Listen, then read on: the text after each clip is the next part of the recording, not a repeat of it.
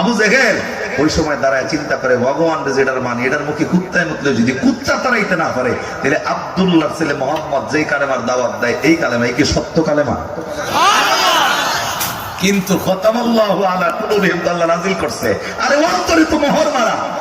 আবু জেহেল চিন্তা করতেছে, আরে নবীর কালেমা সত্যই লিখিব, নবীর আল্লাহ সত্যই লিখিব, বাপ দাদার ধর্ম সারা যাবে। দেখেন আয় আবার বাইরে হয়ে গেছে গা। তার মানে অন্তরের চতুর্দিকে মোহর মারছে কে?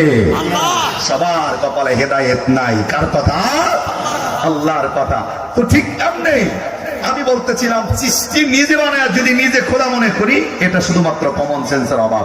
আমি শুধু এতটুকু বলতে চাই, আকরামও বিপদে পইরা ডাকতেছে হে লাত, হে মানাত, হে উজ্জা, সারা জীবন তোমাদের ধর্মকে টিকে রাখার জন্য সাহাবায়ে কেরামের গলার ভিতরে পাড়া দিয়া নবীর সামনে সাহাবায়ে কেরামের